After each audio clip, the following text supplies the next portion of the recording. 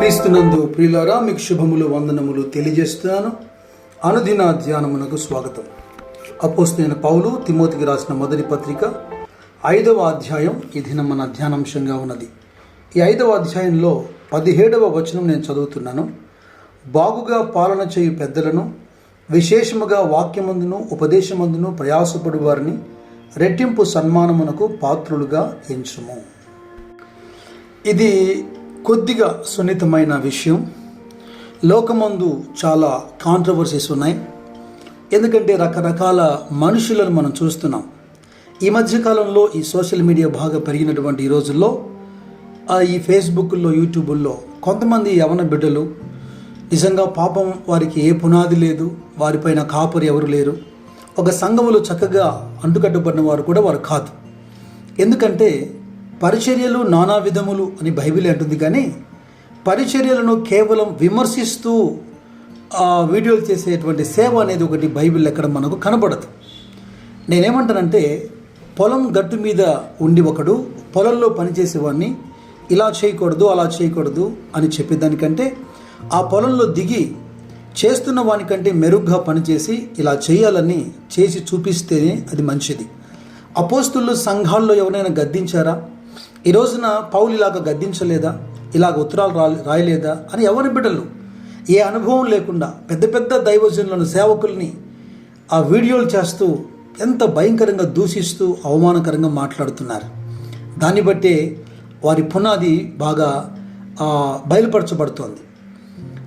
గొప్ప సేవ జరిగిస్తూ, ఆత్మలు సంపాదిస్తూ, సంఘాలు కడుతూ అనుభవపూర్వకంగా మాట్లాడితే అది మెచ్చుకోదగిన విషయమే. నేను ఎందుకు ఈ మాట చెబుతున్నానంటే, తిమోతికి పౌలు రాస్తున్నప్పుడు పెద్దలను గౌరవించమని, సన్మానించమని, రెట్టింపు ఘనతకు పాత్రులుగా ఎంచమంటున్నాడు. ఎవరా పెద్దలు? బహుగా ప్రయాసపడేవారు.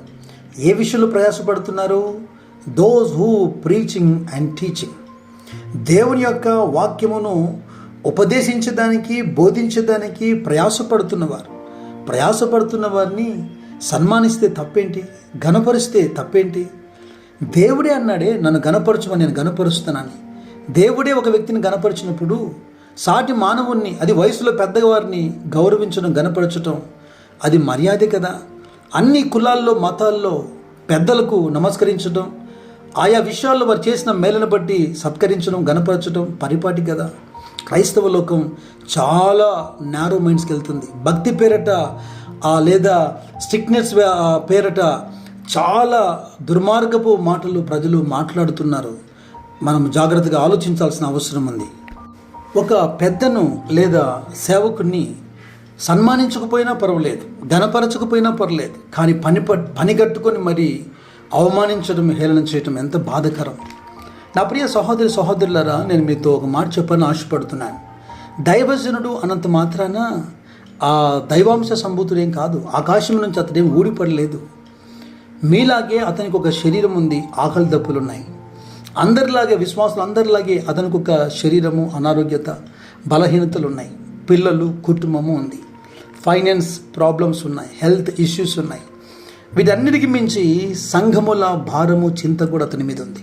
కొంతమంది భార్యను, ఒక 2-3 పిల్లల్ని సరిగా చేసేదానికే చాలా బాధపడుతూ ప్రార్థన విన్నపాలు చెబుతుంటారు. కుటుంబాన్ని పోషించలేకపోతున్నాను, కుటుంబాన్ని సరిగా నడిపించలేకపోతున్నానని. కేవలం ఒక కుటుంబాన్ని పోషించడానికి, నడిపించడానికే నువ్వు ఇంతగా ఇబ్బంది పడుతుంటే, సేవకుడైన వాడు తను కూడా తన ఆరోగ్యాన్ని చూసుకుంటూ, తన కుటుంబాన్ని చూసుకుంటూ, పిల్లల్ని పెంచుకుంటూ, ఎందుకంటే ఆ పిల్లలు కొద్దిగా తప్పిపోయినా సేవకుని పిల్లలకి సాక్ష్యం లేదు, ఏం చెబుతాడు? అదొక సమస్య. అసలు సేవకుల గురించి ఇతరులకు మాట్లాడే అర్హత లేదంటాను. ఎందుకంటే కేవలం సేవకుని స్థానంలో ఉంటే మాత్రమే నీకు ఆ బాధ అర్థమవుతుంది. ఇక దూరం నుంచి నువ్వు ఎంత చూసినా నీకు అది అర్థం కాదు. అది నువ్వు సరిగా నువ్వు అండర్స్టాండ్ చేసుకొని చెప్పలేవు. కేవలం ఆ సేవలో ఉన్నప్పుడే నీకు అర్థమవుతుంది. ఇక్కడ యథార్థమైన మనసుతో నేను మాట్లాడుతున్నాను. నేను సేవకున్నానో లేదా సేవకులు వెంటేసుకుని నేను మాట్లాడలేదు. నా గత ప్రసంగాలని మీరు వినండి. యథార్థంగా ఉన్నది ఉన్నట్టుగా నేను మాట్లాడడానికి అలవాటు చేసుకున్నాను. అయితే వీటన్నిటి మధ్యలో అన్నీ అనుభవిస్తూనే అంతకు మించి విశ్వాసులందరూ తన పిల్లలని, సంఘమే తన కుటుంబమని రాత్రింబగళ్ళు సంఘ క్షేమాభివృద్ధి కోసం ప్రయాసపడుతున్నటువంటి దైవజనులను లేదా బహుగా ప్రయాసపడుతున్న పెద్దలను కాస్త ఎంకరేజ్ చేస్తే, కాస్త బలపరిస్తే, కాస్త వారికి తోడుగా నిలబడితే వారు మరిన్ని గొప్ప విషయాల్ని క్రీస్తు కోసం చేయగలుగుతారు. ఈ ఘనపరచుట రెట్టింపు సన్మానముకు సన్మానించండి అని చెప్పే విషయంలో ఇంకొక మాట అంటున్నాడు. ఖచ్చితంగా ఇది ఫైనాన్షియల్గా కూడా ఎక్కువగా సపోర్ట్ చేయాలనే ఈ మాట యొక్క తాత్పర్యం. నా మాట కాదు, పౌలు యొక్క తాత్పర్యం. అందుకేమంటాడు ఆయన 18వ వచనంలో, ఇందుకు నూర్చెడి యొద్దు మూతికి చిక్కము వేయవద్దు అని లేఖనం చెప్పుచున్నది, మరియు పనివాడు తన జీతమునకు పాత్రుడు అంటున్నాడు. ఈ విషయాల్ని ఎక్కువగా తేటగా ఎక్కడ వివరించాడంటే కొరింథీ మొదటి పత్రిక 9వ అధ్యాయంలో 7వ వచనం నుంచి మనం చూస్తే, ఎవడైనా తన సొంత ఖర్చు పెట్టుకుని దండులో కొలువు చేయినా, ద్రాక్ష తోట వేసి దాని ఫలము తినని వాడెవడు, మందని కాచి మందపాలు తాగని వాడెవడు. ఈ మాటలు లోకాచారమును బట్టి చెప్పుచున్నానా? ధర్మశాస్త్రము కూడా వీటిని చెప్పుచున్నది కదా. కళ్ళెము త్రొక్కుచున్న ఎద్దు మూతికి చిక్కం పెట్టవద్దని మోషే ధర్మశాస్త్రములో వ్రాయబడి ఉన్నది. దేవుడు ఎడ్ల కొరకు విచారించుచున్నాడా? కేవలం మన కొరకు దీన్ని చెప్పుచున్నాడా? అవును, మన కొరికే కదా ఈ మాట వ్రాయబడెను. ఏలయనగా దున్నువాడు ఆశతో దున్నవలెను, కళ్ళెము త్రొక్కించువాడు పంటలో పాలు పొందవలనని ఆశతో త్రొక్కించవలెను. మీ కొరకు ఆత్మ సంబంధమైనవి మేము విత్తి ఉండగా మీ వలన శరీర సంబంధమైనవి ఫలములు కోసుకున్నట గొప్ప కార్యమా? ఎంత చక్కగా పౌలు ఇక్కడ వివరిస్తున్నాడు చూడండి. పనివాడు జీతమునకు పాత్రుడు. ఇక్కడ ఈ అంశాన్ని ఈ కోణంలోనే మనం ఆలోచన చేయాలి. ఈ అంశంలోకి ఎవరో దోచుకునేవారినో, డబ్బు సంపాదించుకున్నవారో, ధనాపేక్ష కలిగిన వారినో, ఈ సేవకుల్ని దృష్టిలో పెట్టుకొని అందరినీ ఆ ఘాటు మీద కట్టేది. ఇప్పటికే చాలా నాశనం చేశారు, చాలా మోసం జరిగిపోతుంది. చాలామంది సముద్రాల్లోకి వెళ్ళి నీళ్లు పోసే ప్రయత్నం చేస్తున్నారు, అడవికి వెళ్ళి చెట్లకు నీళ్లు పెట్టే ప్రయత్నం చేస్తున్నారు. వీధి మూలలో ఉన్న చెట్లు ఎండిపోతున్నాయి. ఇక్కడ స్థానికంగా కష్టపడుతున్నటువంటి యథార్థంగా ఈ సేవకుల్ని ప్రజలు విస్మరించి గొప్పవారిని సన్మానించేదానికి పూనుకుంటున్నారు. ఈ తప్పిదం కూడా జరుగుతూనే ఉంది. ఆధ్యాత్మికంగా లేదా ఆత్మ సంబంధమైన విషయాల్ని మేము విత్తి ఉండగా ఒక వ్యక్తి రక్షణ పొందేదానికి, స్వస్థత పొందేదానికి, మారు మనసు పొందేదానికి ఇవన్నీ క్రీస్తే జరిగించిన దైవజనుల ద్వారే కదా. పౌలు కూడా రాశాడు, మా సువార్త ద్వారా మీరు రక్షణ పొందారు, మా సువార్త ద్వారా మీరు నేర్చుకుంటున్నారు. ఇది క్రీస్తే నియమించాడు. కనుక అక్కడ కూడా నాకు తెలిసి సేవకుల్ని ఈ స్థాయిలో విమర్శించేవాడు వాడు సేవకుడు అయి ఉండడు. ఎందుకంటే సేవ చేసేవాడికి ఆ కష్టం అర్థమవుతుంది కదా. ఎక్కడో ఒకరిద్దరు బిలాము లాంటి వాళ్ళు, ఇస్కరియోతు యూదా లాంటి వాళ్ళతో మనకు పని లేదు. దీన్ని బట్టి పబ్లిక్గా విమర్శిస్తూ గొప్ప ప్రసంగాలు చేస్తూ క్రైస్తవ్యాన్ని రోడ్డు మీదకి ఇచ్చేసి ఎంతగా నష్టం తీసుకొచ్చారో ఇకనైనా జ్ఞానయుక్తంగా ఆలోచించాలి. కొరింథీ మొదటి పత్రిక 9వ అధ్యాయం 14వ వచనంలో పౌలు అంటున్నాడు, సువార్త ప్రకటించువాడు సువార్త వలన జీవనము చేయాలని, అలా బ్రతకాలని దేవుడు నియమించాడు. పౌలు దాన్ని వాడుకున్నాడో వాడుకోలేదో పౌలు యొక్క స్వకీయం. పౌలును ముందు పెట్టి పౌలులాగా అందరూ కూడా గుడారాల కుటుంబం కుదరదు కదా. చాలా జాగ్రత్తగా ఆలోచన చేయాలి. ఒకవేళ ఇలా విమర్శించే వాళ్ళ మనసే పౌలుకుంటే పౌలు ఈ అంశాలను రాయడు కదా, ఘనపరచమని చెప్పడు కదా. మీకు మాట జ్ఞాపకం చేస్తాను. ఆదికాండంలో 40వ అధ్యాయంలో యోసేపు చెరసాల్లో ఉన్నప్పుడు 12వ వచనంలో, అంటే యోసేపుతో పాటు చెరసాల్లో ఉన్నటువంటి ఖైదీలు కనినటువంటి కలలకు భావం చెప్పినప్పుడు, వారు రాజు దగ్గర పనిచేసేవారు కనుక మీ జీవితంలో ఈ మేలు జరిగినప్పుడు నన్ను జ్ఞాపకం చేసుకొని రాజుతో నా గురించి మాట్లాడి నన్ను బయటికి తీసుకురండి, నేను చేసిన నేరమేమీ లేదని చెబుతాడు.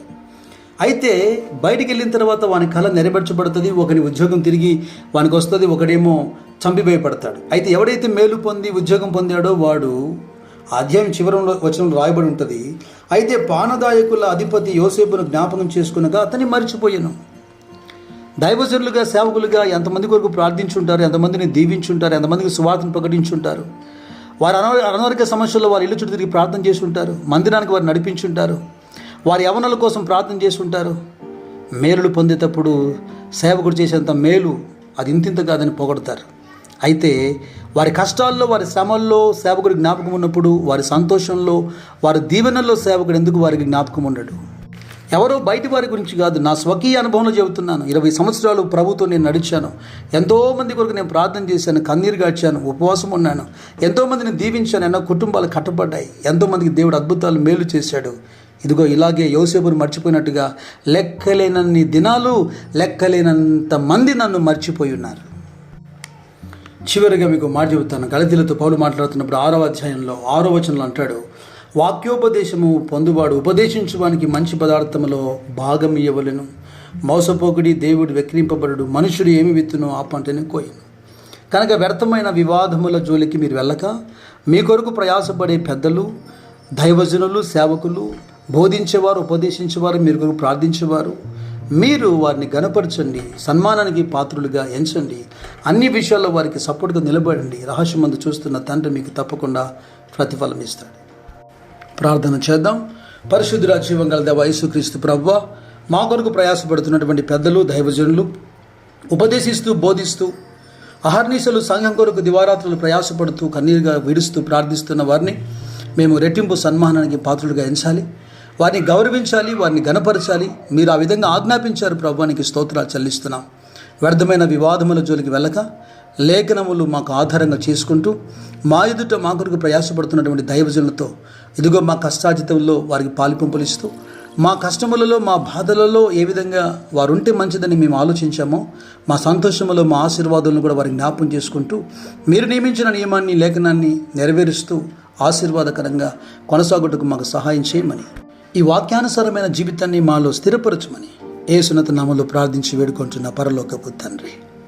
ఆమెన్. ఆమెన్.